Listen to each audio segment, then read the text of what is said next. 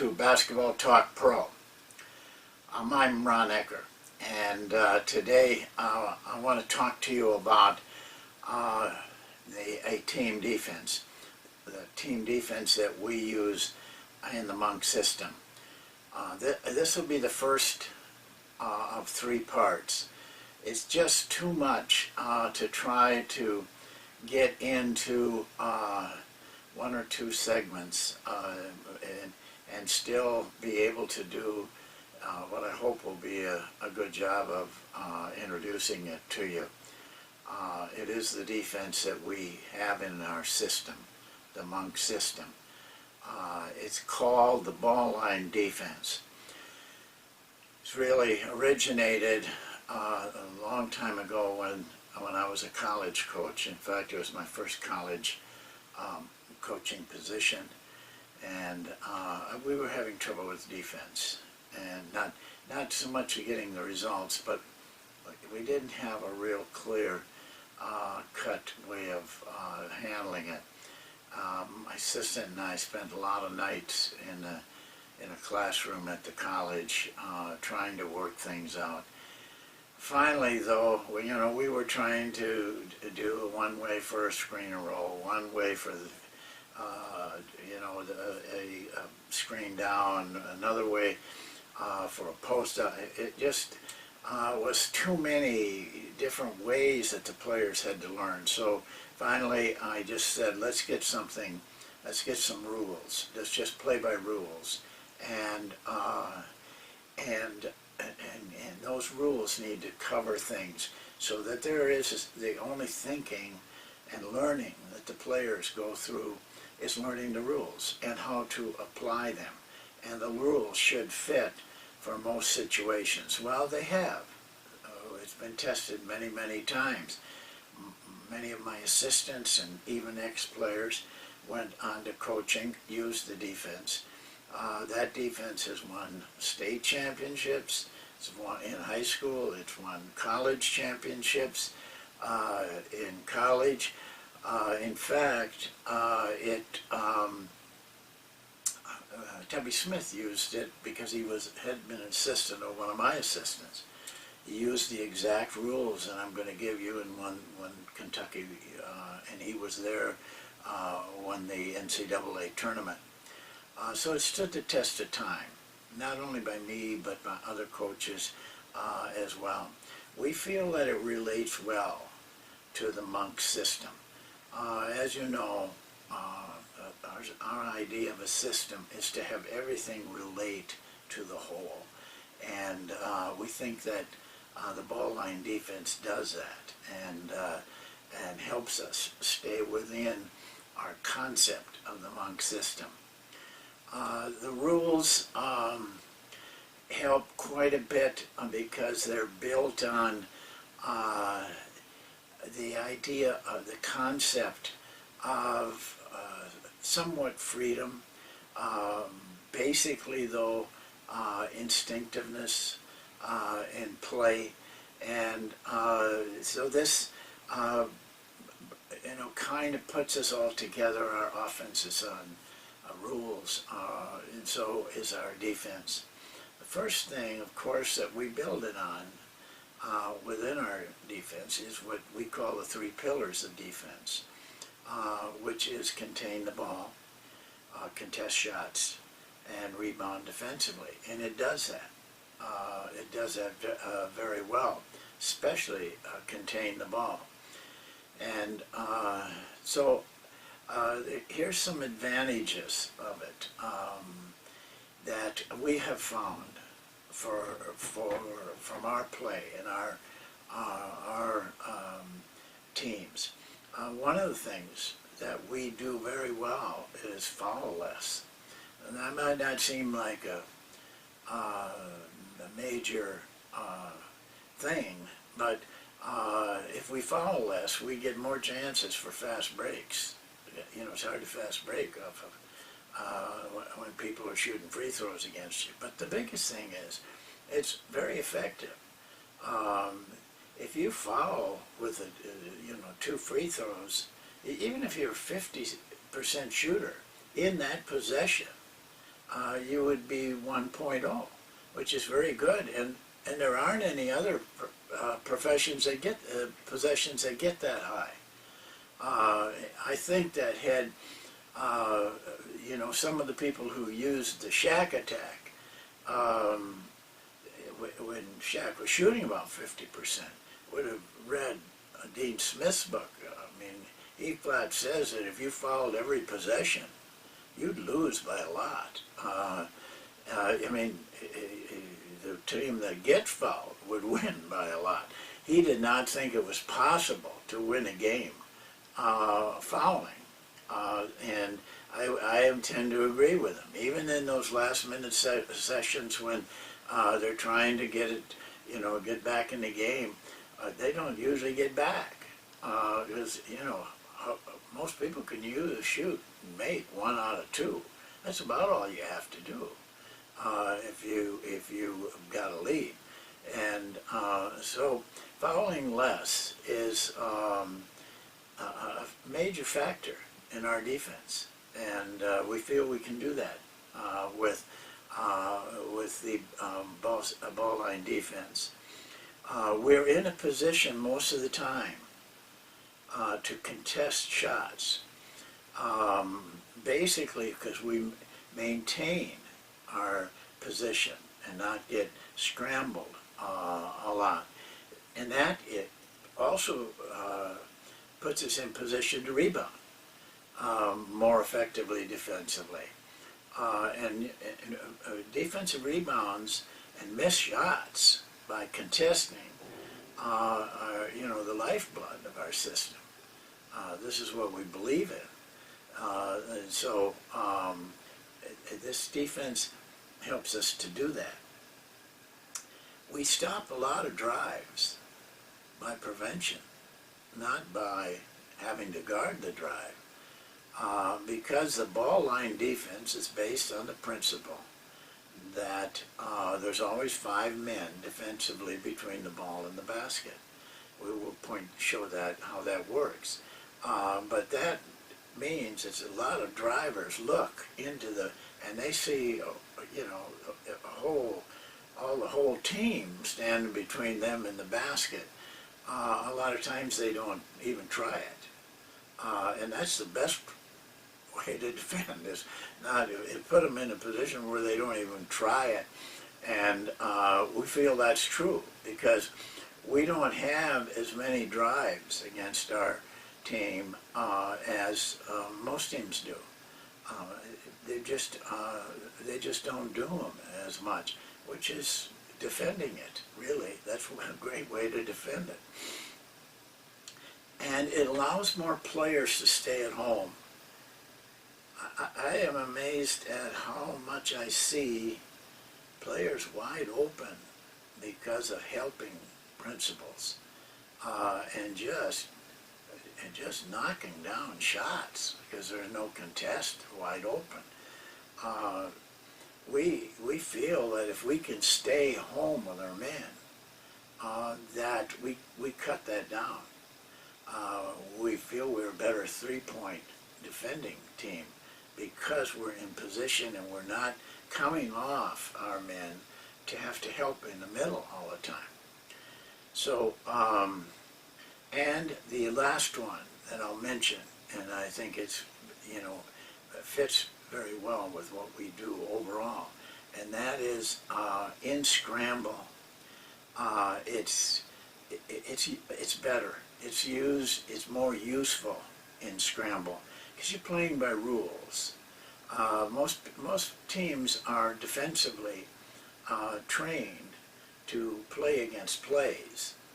There's a set way of playing the screen and roll. There's a set way of playing a number of situations, and they rely a lot in that on support principles. Well, in scramble, those support principles are thrown out of the window, and because of that, each player on defense is kind of on his own. Yet in the ball line defense with rules, we make it more of a team defense even in scramble. and our players learn how to just adjust to where the ball is and their man is and the situation. So we feel it's much more effective when we break down defensively, or at the end of transition, or if the other team breaks down, instead of us being running all over, we have our rules that we can rely on. Well, I want to go over originally the first part, and this will be all we do in this part, is to go to the whiteboard and draw out, which is a very simple, basic defense. But I want to draw it out because it'll make a little bit more sense when we get to the film work. And we will have film work to show you how it actually plays out. And you have seen some of it in some of the breakdown drills that we did. We did the breakdown drills before we did put the whole defense in. It just worked out that way. And so you saw one-on-one, I think, was one of the last ones. But we play one-on-one, or one, defense on the ball and the driver, in relationship to the ball line defense. So all those part-time drills that we did, breakdown drills that we did, are all following the concept of the ball line defense. So I'd like to just go to the whiteboard now, and let's start on this three-part journey of ours in team defense. I'd like to start on this side first. I know going right to left is not normal, but I want to have it drawn up that way, so I'd like to show it to you that way first. I want to explain the concept of the ball line. The ball line is a line, an imaginary line that goes across the floor widthwise in line of where the ball is. So in this case, if the ball is right there, then this is the ball line.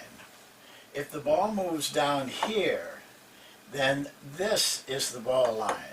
If it moves down here, then this is the ball line.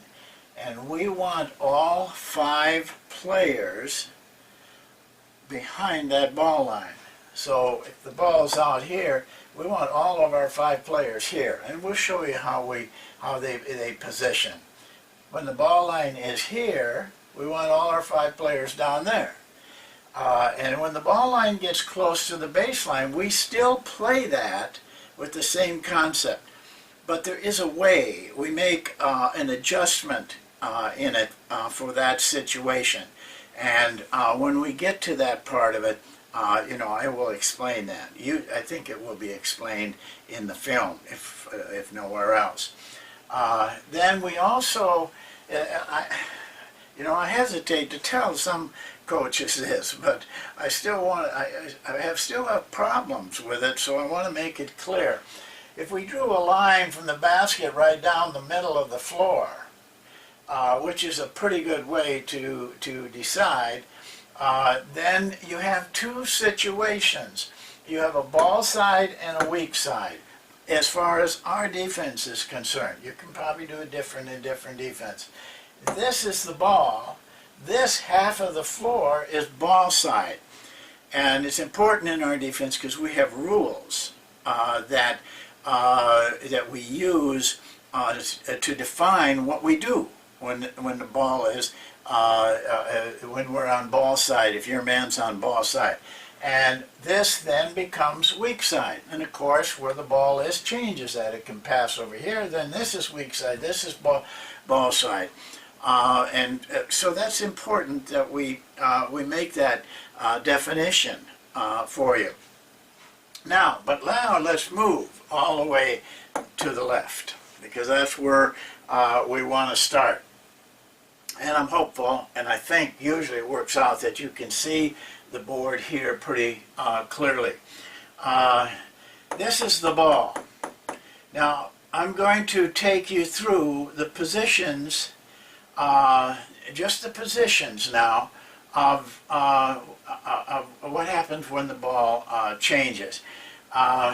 If the ball is here, the defensive man is taught to play one arm length away and force him into the middle. So this is ball side right here. We overplay everything in the ball side. We don't want the ball to get into the wing, for example, easily. We want to force that wingman out. And you saw that in our 101 defensive drill that we run. This, if there's a low post man, and now it's getting so you don't see so many of them, but guys are in there and maybe out. Anytime the ball is what we call on the top, up in here, and there's a guy in the post up, we want a very strong overplay of that. I think the most dangerous pass that you can allow is a direct pass to the post-up man, because we're all spread out, and there's hardly any way you can get a trap on or anything like that. So this is very critical that we're playing that correctly. We overplay the wing, by the way, and you probably saw it in the other film, to the top of the key.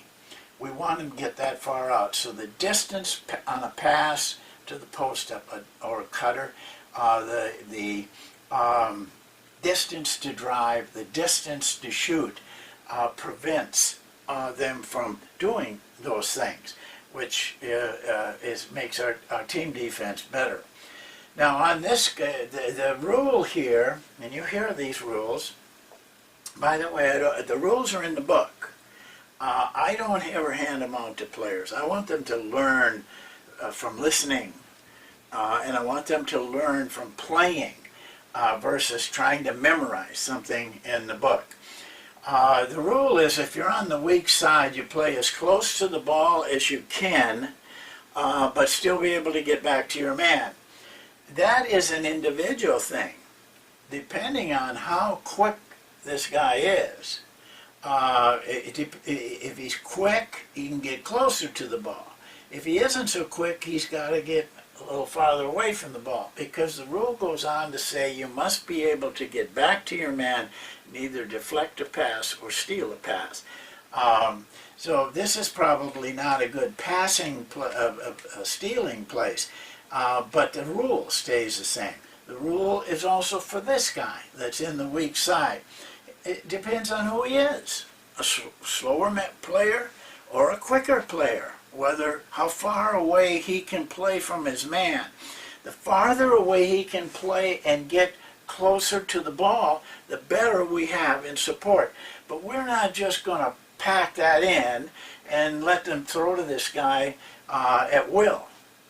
That's one of the problems we want to take away, is being able to stay at home. We call this staying at home, as long as they can get back to their man. So that using a two-guard front wing, that's how we start, is to show players these rules. Now, if the ball gets passed to the wing, then the rules, your opponent, your responsibility changes. For one thing, the first rule we have, by the way, is be able to quickly get back to the ball line. Now we can do that on a press, full court, we can do it in half court, but anytime the ball goes past you into, and it's deeper toward the basket, you got to quickly get back. That's a thing we have to get them to do, and you hear in the film. So now not only this guy gets back, but this guy's back. So now you're going to, I know the thought of a lot of people, well, they'll just throw the ball around. I'm not afraid of that. I don't know what that does. I hear it all the time. They're really moving the ball. But, what does it do? My feeling is you better be more concerned with moving men. And so we allow that pass around and just we stay solid. They can pass it like that all they want. But we want to keep our defense solid in there. So now this guy's looking, and this is probably where they drive the most. And now this guy's looking in here. This is like a wall in there, and we prevent the drive by not having to defend it, which is that much easier. So that's all there is to it. We follow the rules. He's forcing middle. They're staying at the ball line. We ask our pivot, our guy guarding a post-up man, to play on one side or the other, and we don't designate. You got to do this when the ball's there. It's too much thinking. I just tell our players, to use judgment. They're as quick as they can, where they feel they're the best to play. Now we go through scouting. We know if this guy's better going one way or the other. The guy will know that also because we'll talk about it. But in the flow of a game, he's got to make decisions. One rule that we do have, though, that is a demand, and that is anybody who's in the paint, we front. See, I don't want to put players in a position where I want them to know clearly what we expect. This is one of the things we expect. There's no hassling about it. That's just what we do. If we're wrong, I take the blame for that. But I don't want I want the players to have a clear idea of what their assignments are. These guys now can play a little bit closer to the ball, I feel, because that's a cross-court pass. Now, I want to make one more item, but you'll see it in the films. And I would advise you, the book is not expensive. If you have any interest in this, get the book, because that has got a lot more detail and drills and everything like that.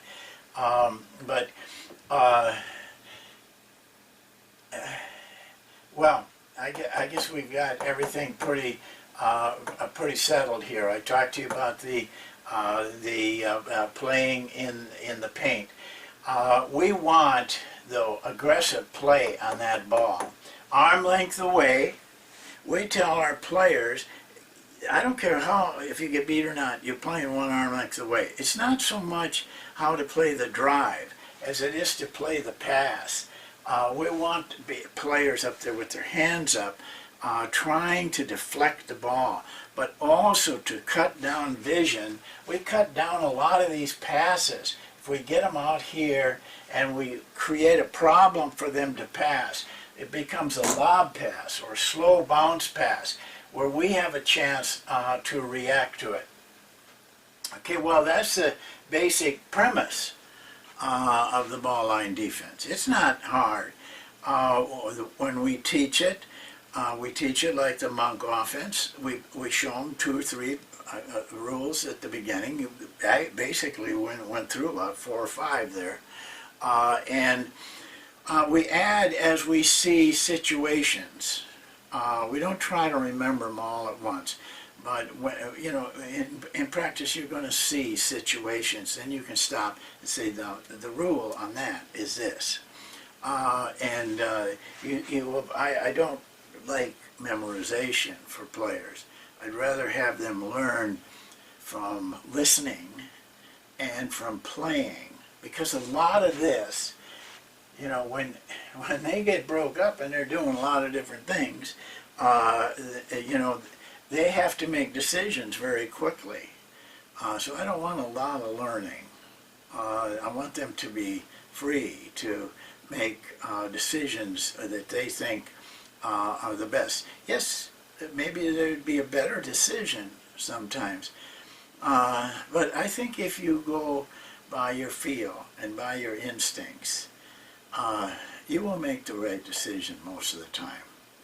And especially as you gain experience and you play a lot. you just gain that those feelings that you have. So in our next segment, we will go into film work.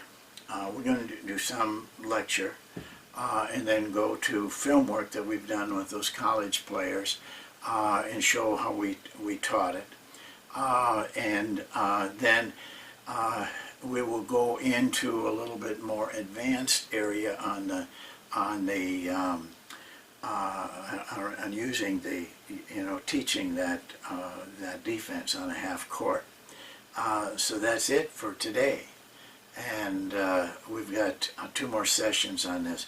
But I think it'll be something that many of you might want to put into your defensive scheme if it relates to what your total picture is, what you're looking for. In our case, it does. And I will tell you that every drill, you won't find a drill in our book that doesn't relate to the whole. It stays within the system. And we build our total system, not pieces. And the pieces help us get there. So that's it for today. Thank you, and we'll see you next time.